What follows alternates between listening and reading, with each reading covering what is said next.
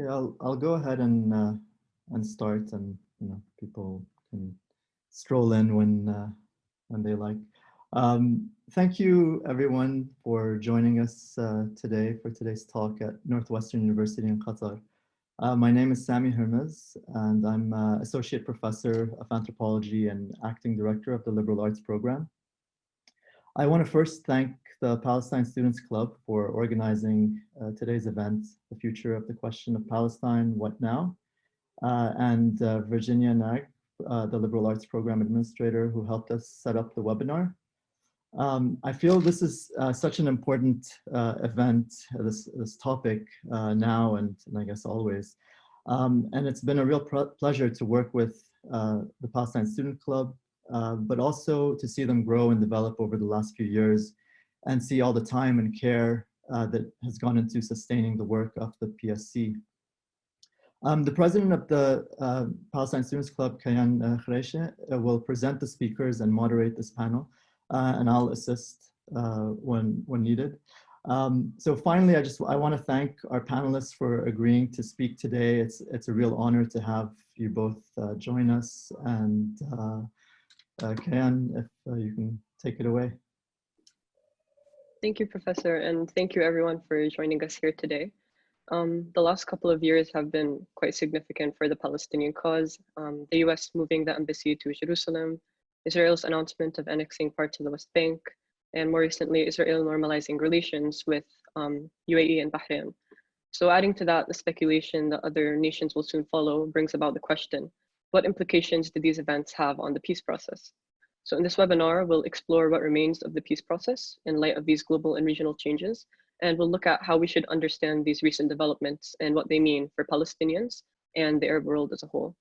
So before we go ahead with our discussion today, I'd just like to let you know that this webinar is being recorded and it will be up on our social media and our YouTube channel soon. We'll have the panelists speak first, and then we'll have a Q&A session afterwards. So if you'd like to ask a question, you can type it in the Q&A tab, or you can raise your hand and we'll unmute you so that you can speak. We're very privileged to have two experts with us today to discuss these topics and to share their thoughts. So first, let me introduce Dr. Yara Hawari, the Senior Palestine Policy Fellow of Al-Shabaka, the Palestinian Policy Network. She completed her PhD in Middle East politics at the University of Exeter, where she taught various undergraduate courses and continues to be an honorary research fellow.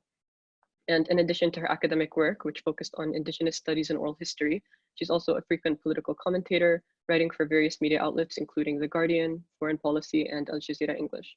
So thank you, Dr. Yara, for joining us today. And our second speaker is Dr. Tariq Dana, Assistant Professor at the Conflict and Humanitarian Studies Program at the Doha Institute of Graduate Studies. He was the Director of the Center for Development Studies at Birzeit University.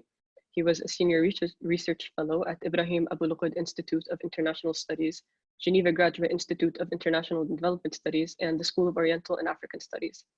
He serves as a policy advisor for the Palestinian Policy Network, and he also might be teaching a class for us in the spring called Introduction to International Political Economy. So thank you again to both of our guests for joining us today. We're really excited to hear your thoughts and your insights on these important topics. So without further ado, let's give the floor to our first speaker, Dr. Yara. Thank you, Kian, and thank you, Sami, as well, for hosting and putting on this panel. And thank you to Tariq as well. It's a pleasure to share it with you. As Kian mentioned in her introduction, it would seem like a lot is happening on Palestine this year in particular, and it seems that things are accelerating at a rather alarming and disheartening pace. Whilst I do think it's true that there is an acceleration, I also think we have to be sensible and responsible and contextualize this as part of ongoing policy vis-a-vis the Palestinian struggle for liberation. Indeed, if we look at the Trump plan, which was presented earlier this year, it was really simply a culmination of US policy for decades, which has consistently disregarded Palestinian rights and aspirations for sovereignty. It proposed nothing less than Palestinian capitulation in return for economic incentives. And this really has been a common peace proposal, peace process model, certainly for the case of Palestine. And if you look at the map that was proposed with it, it's very, very similar to the Allon plan of the late 1960s. which presents geographically discontiguous Palestinian areas of semi-autonomy, and of course, which, you know, most of the fertile areas of the West Bank are left under Israeli control, and Gaza is totally separated off. So despite the shock and the hype, this plan didn't really radically break from what has been previously presented to Palestinians as a possible future. Similarly, we saw the issue of annexation this year, where Bibi Netanyahu said that he would be annexing the West Bank on July 1st.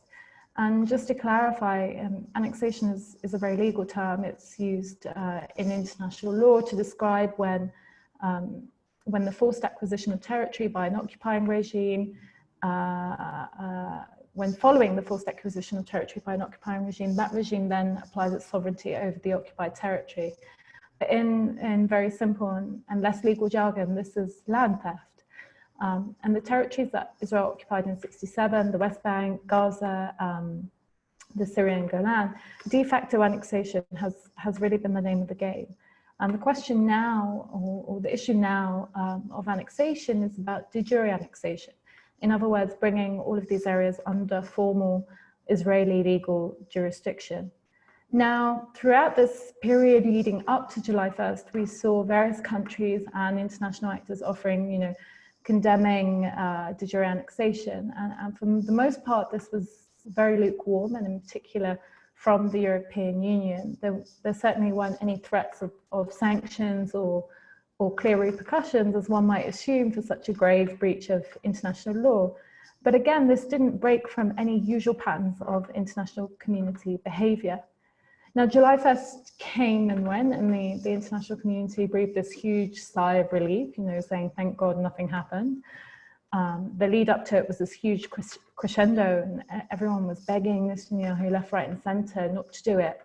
Not because I would say that they were particularly concerned about the loss of Palestinian land or the violation of Palestinian rights, but because de jure annexation would really be too difficult to defend, and it would tarnish the international community and the international legal regime, because they wouldn't be able to do anything about it.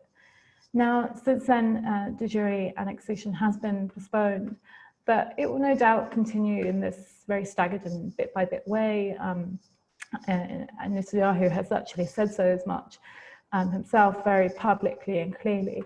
So again, we don't see much of a change in policy or behavior from any of the parties involved.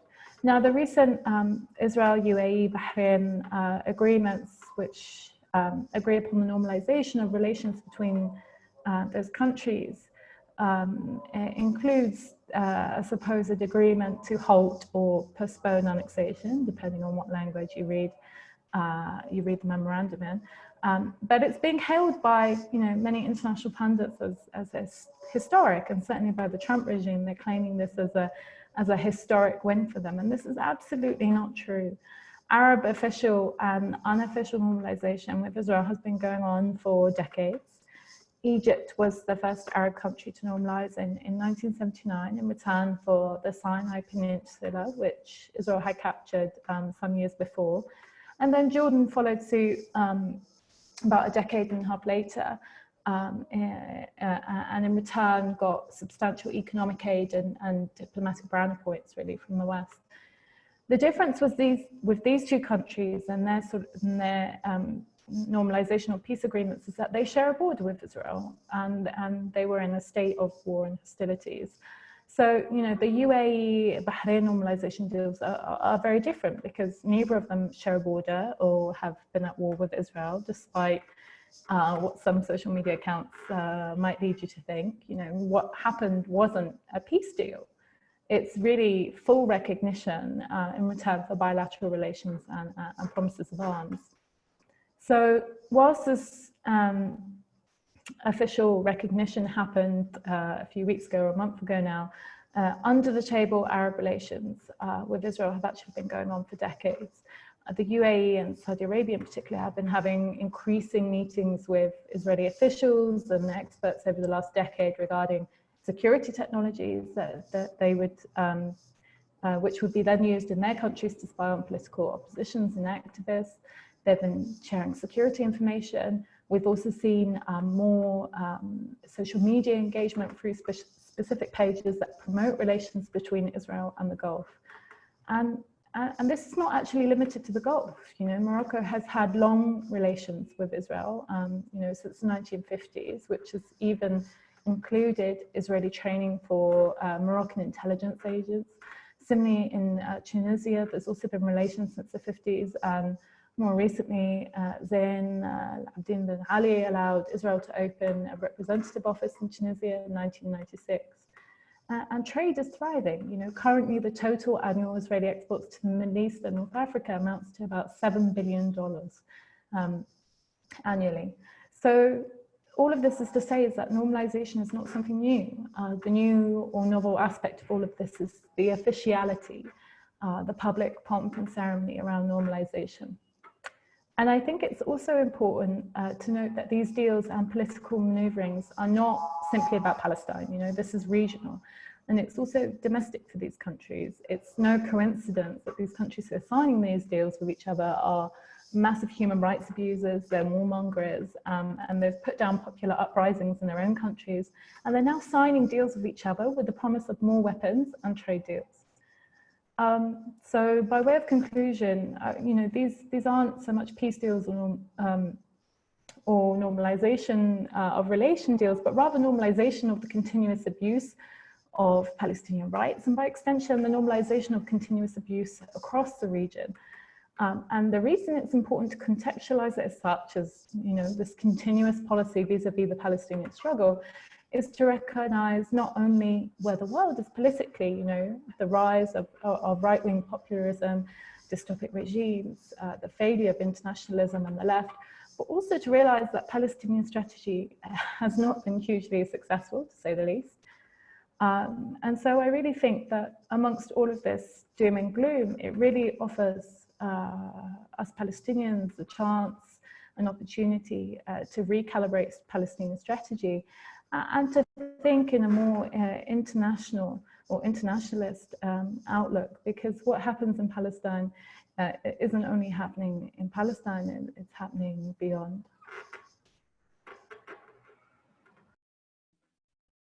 Thank you so much, Dr. Yara. It was very informative, very enlightening to think about how to contextualize these recent events and look to the history.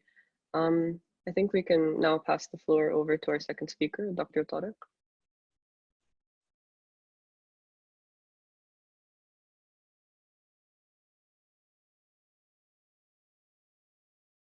You're muted, Tariq. You're muted again.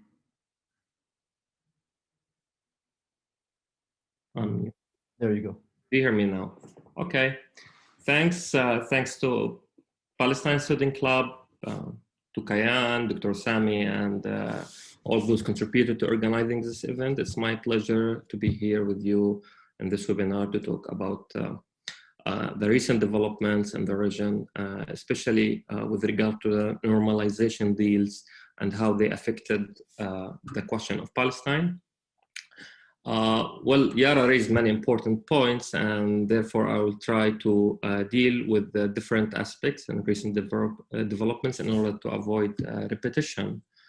Well, first, I think it's important to question the very notion of peace process, which is often misused and abused by the mainstream media and politicians to smokescreen the real dynamics on the ground. Objectively speaking, there is no such a thing as peace process. It actually doesn't exist, simply because the basic conditions of peace are not attainable today. What we actually have here is a process, or I would say a couple of processes that are not directed toward peace, but rather to the contrary. First, in Palestine, there is a systematic process of colonization that has been dramatically expanding in recent years to unprecedented extent. For example, a few days ago, Israel announced a plan to build 5,500 new illegal settlement units in the West Bank, something we barely hear in the news.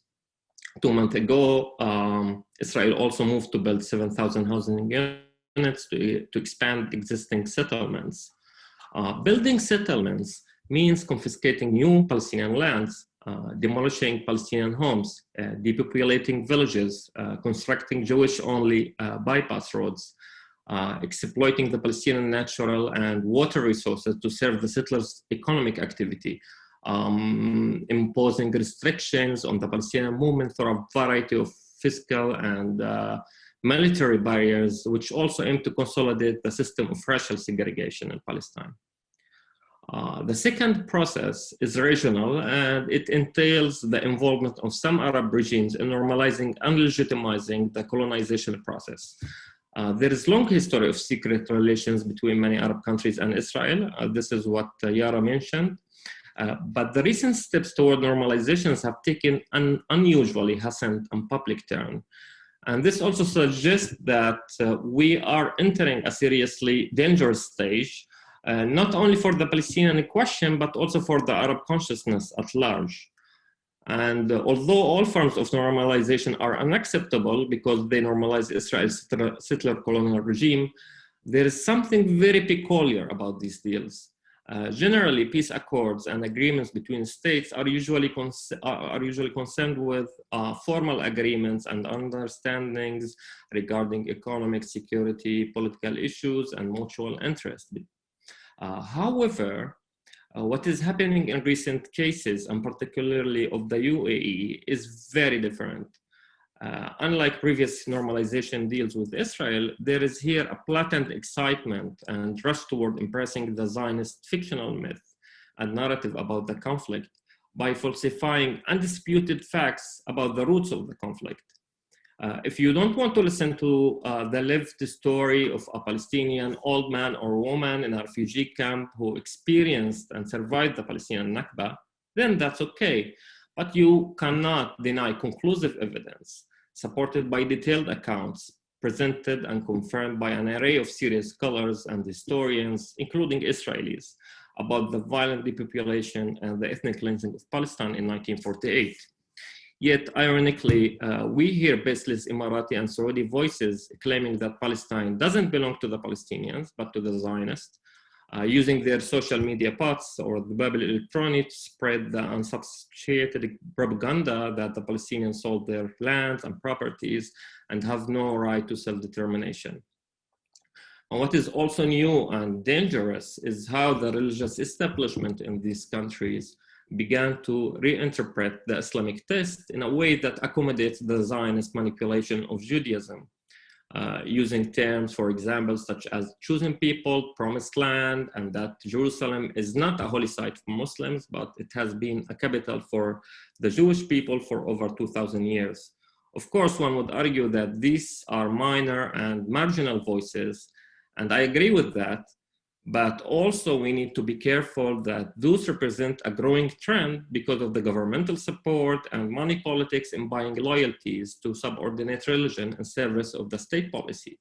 We shouldn't underestimate this. Also, the normalization intersects perfectly with Israel's strategic vision and historical ambition for positioning itself as a regional and military, and economic power, so Arabs can beg Israel for peace. This idea stems from the far-right Zionist leader, Ze'ev Jabotinsky, whose iron wall policy advocated defeating the Arabs militarily and morally, so they then would recognize the superiority of Israel and sign a peace with it. This logic has been presented somewhat differently by the Zionist left, most notably by Ishaq Rabin, whose New Middle East thesis emphasized the role of the economic and technological progress in subordinating the Arabs through asymmetric peace deals, where Israel appears at the economic center in the region and the Arabs act as peripheries dependent on Israel if they wish to flourish. And if we put Rabin's logic in the context of today, we can find many similarities with the official Sudani discourse that seek to justify normalization with Israel. In practice and throughout its history, Israel always sought to normalize the relation with Arab states to deepen and legitimize its colonization of Palestine. And it managed to do so by inflicting moral defeat on Arab leaders, Not only have the UAE and Bahrain received nothing in return for such a move, Israel also will gain privileged access to rich Gulf markets and will be able to further penetrate the Arab society. I see all forms of normalizations with Israel, either those signed in the past with Jordan and Egypt or the recent deals with UAE and Bahrain as precisely an accommodation for Israel's strategic vision. The consequences of these regional changes on the Palestinians are severe and very painful. We can easily note that Palestine is no longer a concern for Arab regimes. If anything, the timing of the normalization deal was rather in support of Trump's deal of the century, which tend to liquidate the Palestinian cause. And it also seems to be an attempt to serve or to save Netanyahu, who has been struggling legally due to multiple corruption charges. Also, part of the reason of why those regimes have not considered the Palestinians in their calculation is the fact that the Palestinian cause has been largely marginalized in the past decade as a result of the counter-revolutionary dynamics that blocked the Arab emancipatory trajectory and led to blood-stained crises and conflicts. And this in turn facilitated the quest for normalization with Israel at the expense of the Palestinian rights. So the normalization deals come at a time when the Palestinians are at their weakest point since the emergence of the modern Palestinian national movement. The Palestinians are extremely divided, their leaders are incompetent and corrupt, and their institutions are besieged. I would say that the Palestinians are currently in a state of existential crisis, and that makes things worse. And what makes things worse is that the attack against the Palestinian right is now coming from Arab regimes leading the counter-revolutionary forces in the Arab world. As Palestine is central to the emancipation of Arab people from oppression and tyranny, being targeted by reactionary Arab regimes aims to undermine the Arab popular symbolism for justice and freedom. Much of the blame also must be directed at the Palestinian Authority and the Palestinian leadership at large. They bear major responsibility for the massive decline and weakness of the Palestinian national movement. Since this leadership accepted to engage in the Oslo process and establish a hollow authority under the ongoing colonization, it paved the way for many Arab regimes to pursue normalization agenda, without even consulting and coordinating with the Palestinian Authority as evidenced in recent deals. We see very weak response by the Palestinian leaders to these changes, and although they understand and feel the danger on the Palestinian cause, their move is still driven by their own interest, rather than introducing a long-term strategy to rebuild the national movement on new principles and break with the restrictive Oslo framework.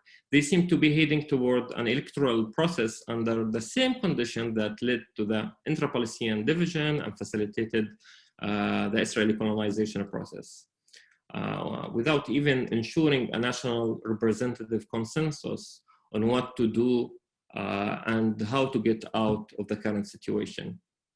I think the only hope now lies in the ability and willingness of the Palestinians to rebuild their national institutions to serve the collective interest of the Palestinian people, and not only of those of the elite. In order for this agenda to be protected and immune from the Israeli and external threats, the principles of democracy and representation must be incorporated as the core of the project of national liberation and self-determination. I would stop here and give floor for discussion. Thank you. Thank you so much, Dr. Tariq. Very eye-opening, some very interesting points and thoughts. I think we'll now move on to the Q&A session. So as a reminder, you can drop your questions in the Q&A tab at the bottom of the screen, or you can raise your hand if you want to speak and we'll unmute you. We have a few questions already, so we'll just take the first one. Marwan asked, do you think the current situation will lead to a more unified Palestinian faction? Can the diverse Palestinian political system have a unified strategy to deal with the current threats?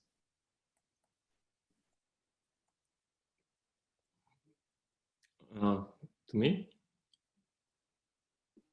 I think to either speaker, whoever wishes to respond.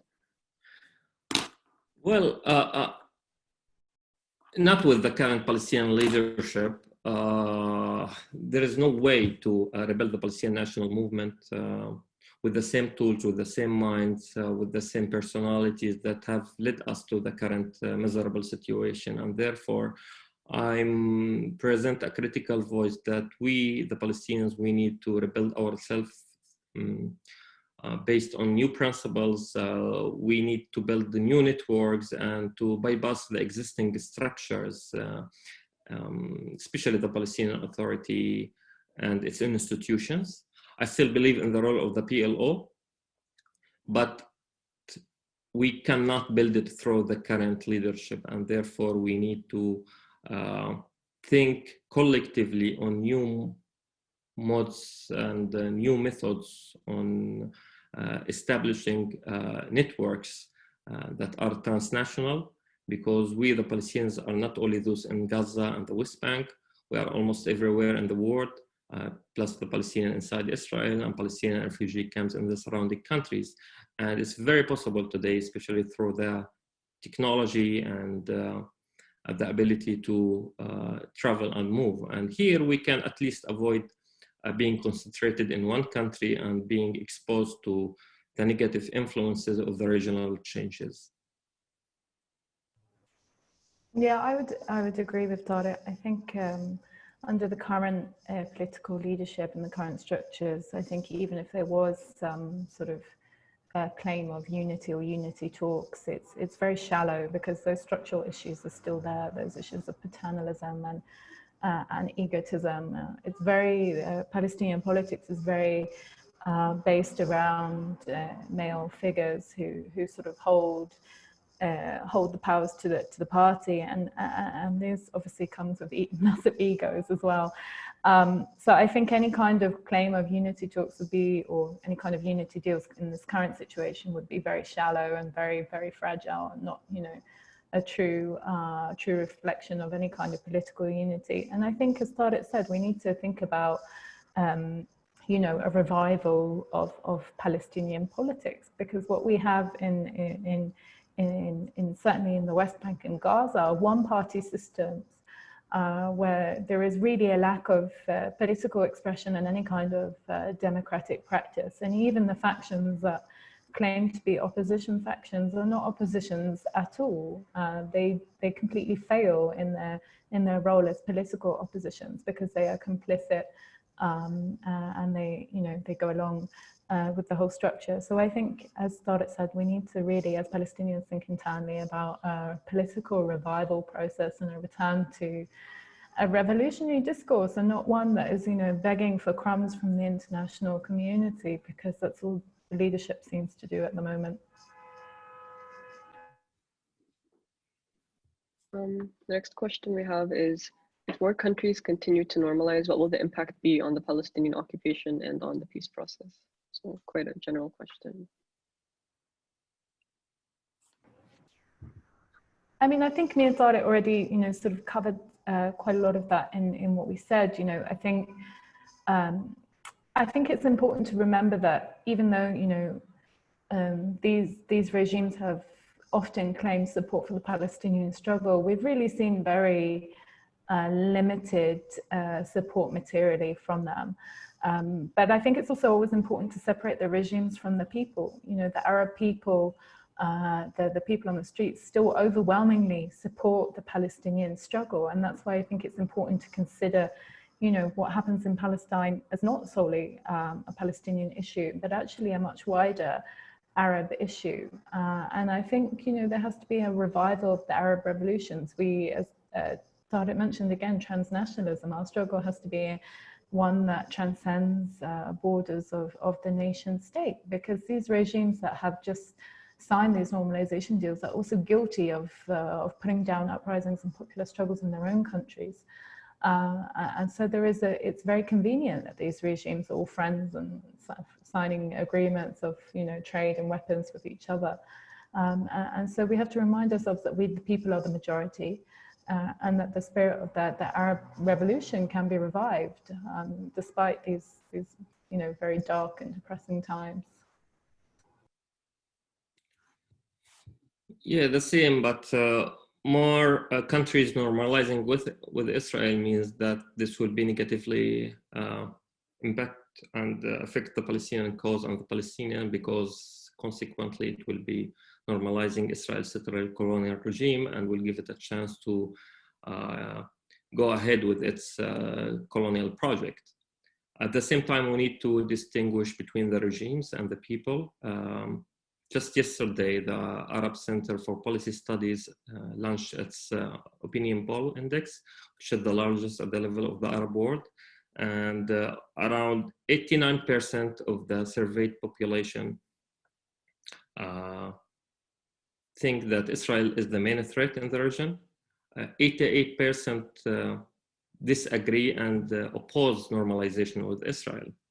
This is such a high percentage. So the Palestinians should work at the level of the Arab world through establishing relations, networking with Arab society, civil society organizations, solidarity groups, and link it to the international umbrella. And also, I do believe that Palestinians should always support the revolutionary changes in the Arab world, support the popular ambitions for a change, because this will directly contribute to the benefit of the Palestinians.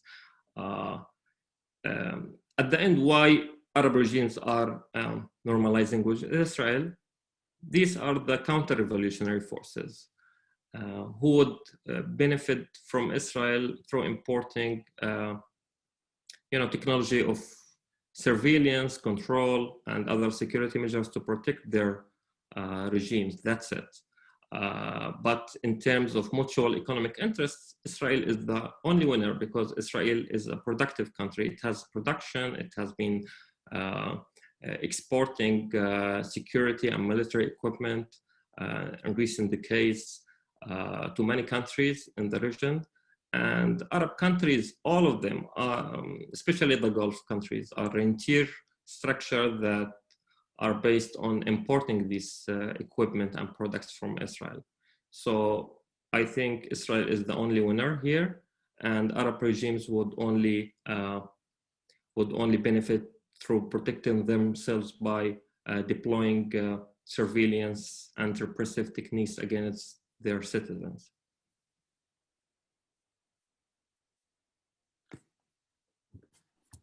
We have a raised hand, so I think we'll take that and then we'll go back to the Q&A tab.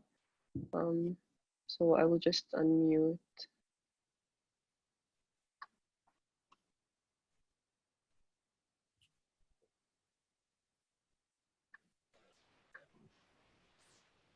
Hello, can you hear me? Yeah. Yes. Yes, well, thank you very much for this. This is really very interesting. One point I'd like to add, and maybe kind of open for discussion. One of the main themes that is nowadays promoted by all these normalizing regimes in the region and beyond is the failure of the Palestinians, be them the leadership or even the people. So they go back even to 1920s, 1930s, and from then until this very moment, they would chronicle all Palestinian failures and saying, you have failed and we have been doing this and that for you. You didn't, I don't know, you didn't kind of make justice to your own people. So there is kind of an emphasis, which is really very remarkable. And this is in fact to justify whatever steps they intend to do. And in this case, of course, normalization maybe and going to bed with the Israelis and so. Now, my point is the following. And I think we need to stress this all the time. It is not about the failure of the Palestinians. And this struggle is a struggle about values, about injustices that have been inflicted on certain people. And regardless of the failures of these people, the indigenous people, the people that has been victimized, the victim could be having and committing so many sins, and the criminal could project themselves in a very, maybe kind of even bright or even justice manner. We have to go to the detail, to the basic, to the foundational principles of the struggle. Any failures of the victim just wouldn't, should not justify allying ourselves with the criminal. So the Palestinians may have so many mistakes in their history and nowadays. This doesn't justify any Arab country or even non-Arab country to go in bed with Israel. Why is this? Because you have a colonial system. You have a state that occupies the land of another people, and this is in itself, this value in itself should be dismissed and not accepted, regardless of the victim. And I keep saying, if we go back, if we kind of take some historical examples, as far as even the slave trade in Africa, without the cooperation, without in fact the betrayal of so many African tribes for many, many years, many, many decades, collaborating with the white masters, this slave trade would never ever even succeeded. Now, these mistakes, this betrayal of the black people to their own people, not all of them, of course, doesn't justify the slave trade. So the victim could be doing so many mistakes, so many sins. This doesn't affect the justness of the cause itself. Colonialism in India, in any African countries in Asia, maybe not a single case of colonialism could have succeeded without the collaboration of so many maybe indigenous people. But this collaboration, again, doesn't justify colonialism. So whatever long list of Palestinian failures and mistakes that these regimes are offering nowadays, this doesn't mean that we give you a carte blanche to go with a colonial system, an apartheid system. In South Africa, when the whole world had an apartheid system, again, it was against the apartheid system, against the racism. Alex, can I ask you what your question is? Is that all right? Because I'm a bit lost as to what the question is. It's not a question, it's only a comment. So sorry, maybe I've taken. Okay. Thank you very much.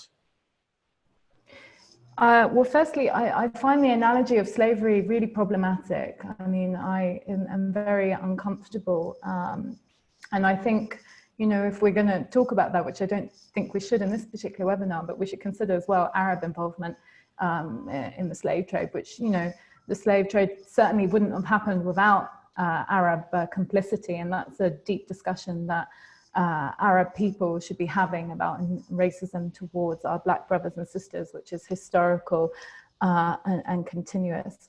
But I think this is not about a situation of victim blaming. Indeed, you know, the failure of the Palestinian people is always thrown at us as if we are, you know, we are the ones who are responsible for our own occupation, for the violation of our rights, and this is victim blaming.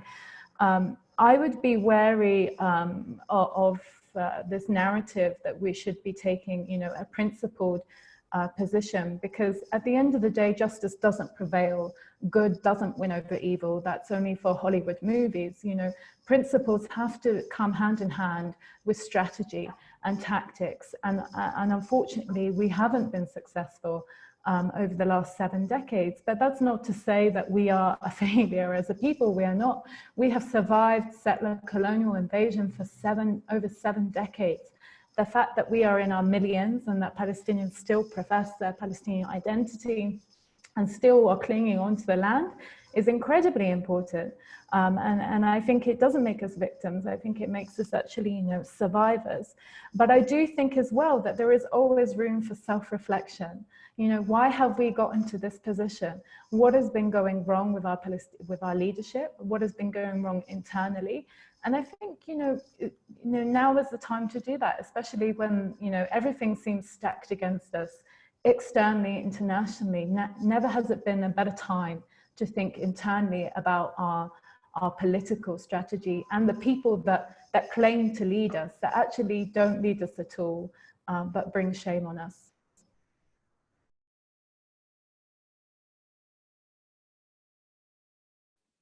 Okay, I'll take another question from the Q&A tab. So as you're addressing a media and journalism school, what are your thoughts on the normalization taking place beyond the bots, but within popular media? Kuwaiti Ramadan TV series and Israeli shows on Netflix, for example. Is there a space for counter-narrative, and can you point to any?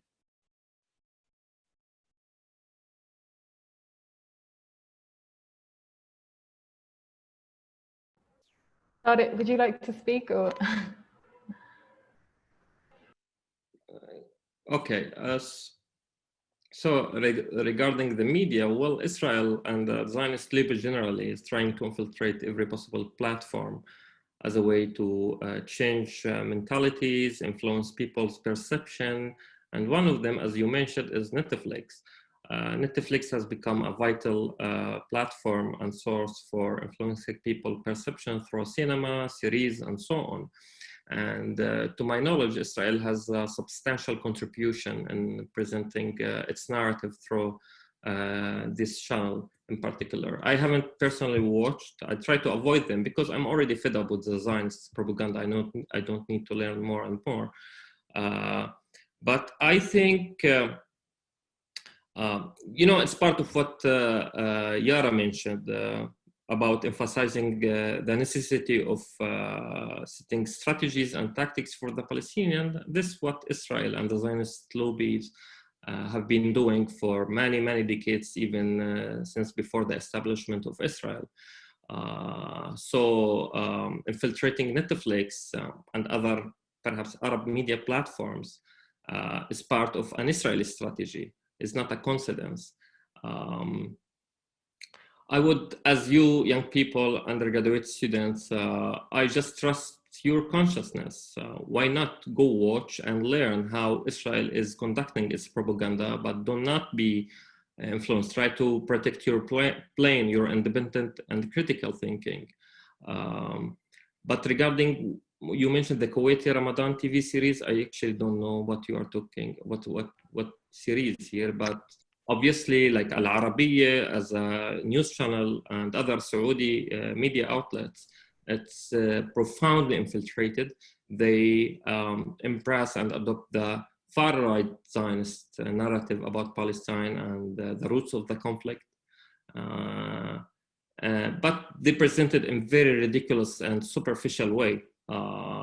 You know, Zionism, they study, they have strategies, they try to hide the bad intentions, while what is being presented in Arab media is so superficial. It's so stupid to get that it's something made up and fabricated.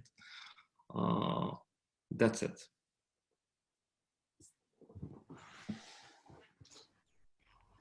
I mean, I don't have much to add except that, you know, this is something that Israel has been doing very well for quite some time. And there are a whole host of programs that, you know, I've actually seen the first episodes of many of them just out of interest, but it's pretty sickening actually, and very, you know, easy for people who are conscious and aware of what's going on to see straight through it. So, you know, as a anthropological experiment, you can watch it. But unfortunately, we don't, as Palestinians, we are not able to match that kind of propaganda. I would say, you know, one tactic and to counter that propaganda is, you know, they use a lot of Palestinian and Arab actors in these series as well, and that's hugely disappointing. And a lot of them, unfortunately, are also Palestinian citizens of Israel. So the campaign against normalization is very important in this sense, and to really educate these Arab actors that are taking part in this, that this is, you know, they're internalizing their own oppression, they're complicit in the propaganda of their own oppression.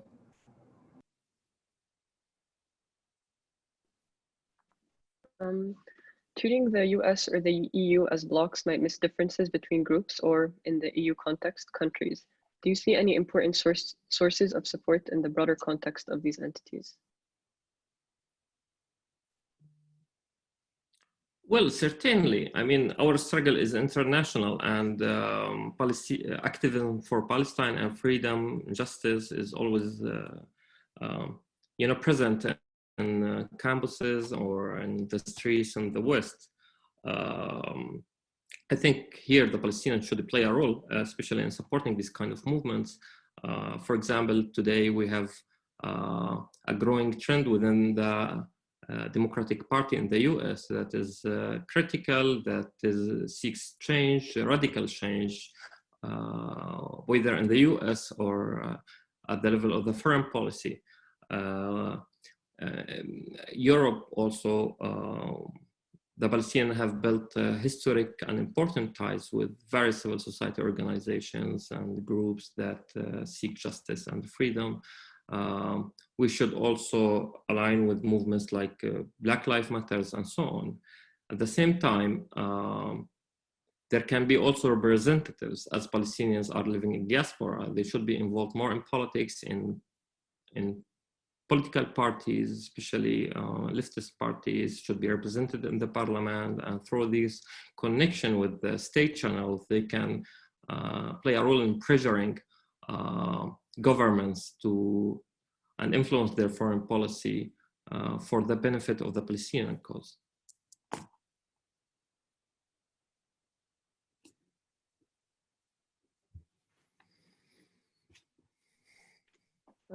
Okay. Where do you see Qatar and Turkey's role in the wake of these so-called normalization deals? Both countries have been vocal about their support for Palestinians, but Turkey is also a country that recognizes Israel.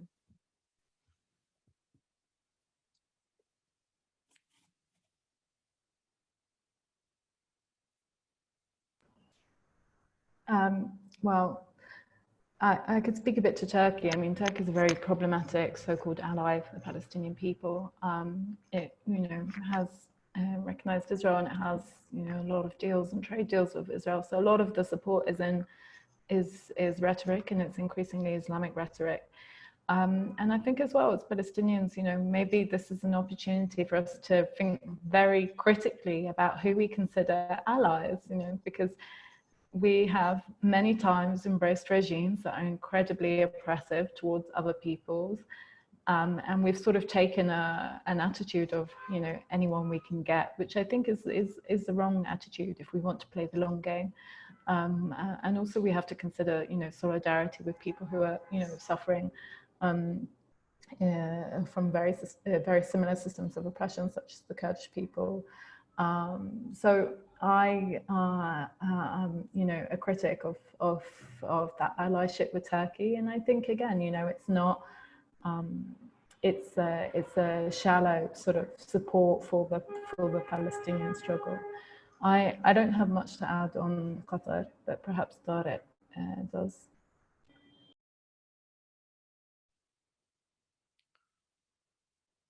Okay. Qatar position is quite complicated because of what's happening in the region and so on. It supports, financially, it supports the Gaza government, which is important, the way of trying to fund certain activities there, humanitarian relief for the population and so on. But on the other hand, some people perceive it as have a counter result in terms of it perpetuates the status quo of the siege. But at the same time, what makes Qatar very different than other Gulf countries, especially Saudi Arabia and the UAE, is it offers space for people to criticize. And here we have also like youth, Qatari youth against normalization, which play important roles in promoting the Palestinian cause and criticizing any normalizing moves either by Qatar or other Arab states.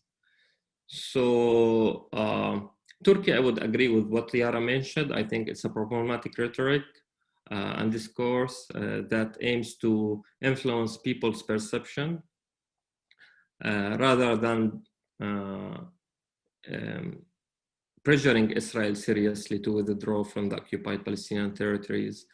And we have seen many instances where Turkey has really strategic relations with Israel. For example, if we see that trade relations or security relations or military training, we see completely different picture than what we hear from the government there.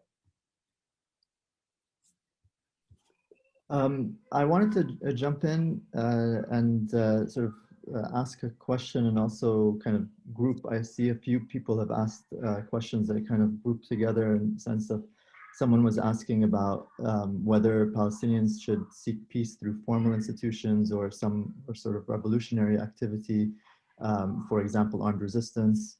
But then there's also a kind of question of like what can sort of renewed politics look like?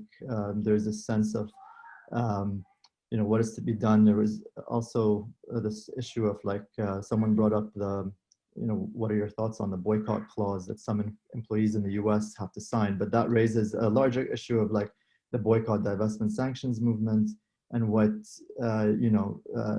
Is that the way juxtaposed with this kind of other sort of question about revolutionary armed resistance and so on? And you both raised in your comments the point about you know, needing a change and the leadership, the problems with the leadership. So I'm wondering if you have sort of final thoughts about you know, kind of the different ways forward. I know that's not just, you know, one way forward, but that there are different ways forward.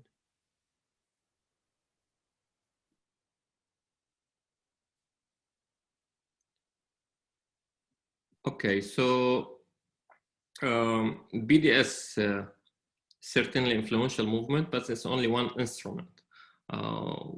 We cannot only rely on BDS to do all the job, but BDS is one mean only, which has been doing really good things compared to the Palestinian leadership that has been only concerned about their interests and serving Israeli security and the colonial interest in the West Bank and Gaza. Regarding the options, yes, certainly we should think about rebuilding our institutions, creating transnational networks, and think about the different options. For example, revolutionary activity, if you mean here armed struggle. Well, this is a legitimate option by international law. As we are colonized population, we have actually the duty to fight for our rights, but it doesn't mean that we have to use this option in all contexts. This should be based on tactics and strategy. If the context requires that the Palestinians adopt popular struggle, that's fine. If they adopt other forms of struggle, then also fine. But this should be based overall on Palestinian consensus and not only factional choices here and there, which may lead to contradiction inside Palestinian political spectrum and therefore tensions and perhaps serious conflicts like what happened between Hamas and Fatah.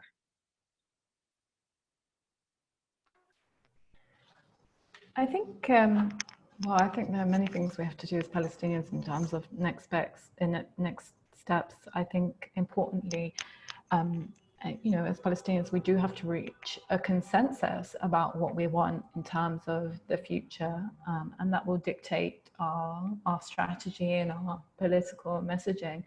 And I think that consensus isn't as hard as people might think to achieve. As Palestinians, we have received, you know, we have achieved consensus around, you know, many things, namely, you know, the 3 core principles of BDS, which is the right of return for refugees, the end of the military occupation of the 67 lands, and full and equal rights for Palestinian citizens of Israel. And the fact that the majority of Palestinian civil society reached a consensus around that proves that we can reach you know, a broad consensus about what we want in the future. And I think those 3 points also provide you know, a strong blueprint for that. And in the absence of, you know, democratic institutions and democratic atmosphere, I think we do have to consider more revolutionary forms of democracy, which was certainly present in the first Intifada, which didn't necessarily,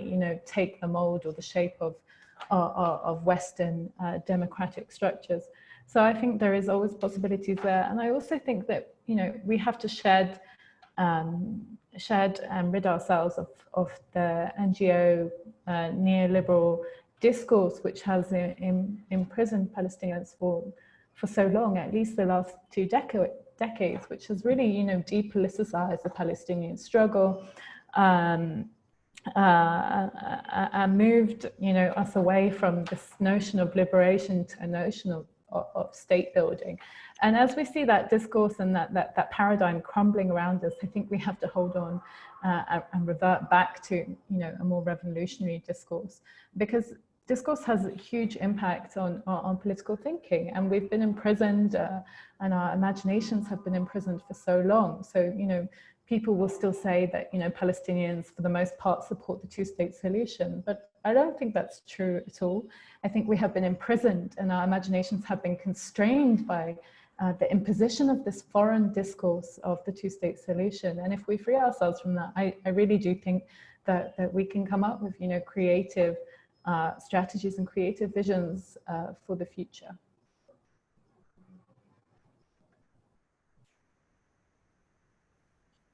Okay, unfortunately, we're running very close to the end, so I think we'll take these final 2 questions and then we'll end afterwards.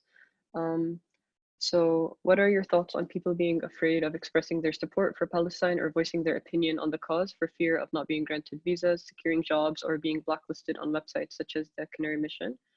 And we'll also take Iman's question. In your opinion, what is going to happen to the Palestinian situation with the current trends of normalization with Israel? Unfortunately, I do not see any changes in the horizon, and a very scary trend is rising of changing all Palestinian heritage to Israelis, even famous Palestinian dishes.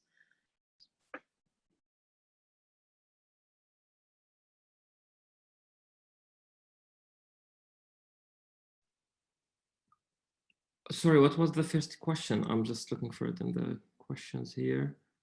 It was about jobs. Jobs, yeah. But where? I mean, where? It depends where. If you mean the West, yeah, it's possible. And it's very obvious. Almost every day we hear incidents of this regard, where, especially in the United States, where certain institutions, either governmental or even private, fire people or deny the access of some people because of their political position toward Palestine, which contradicts the American principle of freedom of expression. As we are academics working in universities, we know many stories about the so-called academic freedom in the United States, where all scholars working for Palestine, combining scholarship with activism, are being harassed, repressed, and sometimes fired from universities. And we have many stories of this regard.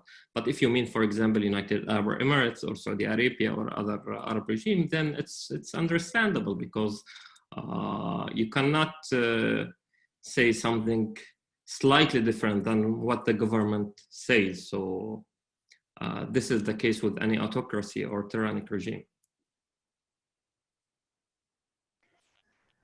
I would say in those cases it's important to unionize. If you're worried about your position at work because and freedom of speech, it's always important to be part of a workers' union. But I also think de-exceptionalization of Palestine is incredibly important, and I think that sometimes Palestinians are sensitive to this because we like to think that we are an exceptional case, but we're not. Like, I think if we de-exceptionalize Palestine, we also de-exceptionalize Israel, and so Israel can't be given carte blanche to do what it wants. So if you support the right to boycott in general, not just Israel, maybe boycott Saudi Arabia, boycott wherever else, just support the right to boycott in general, then it's more difficult for them to signal out Israel as an exception. And this, again, is why it's important to re-internationalize the Palestinian struggle, and it's important for Palestinians to show up for other struggles just as much as they show up for ours.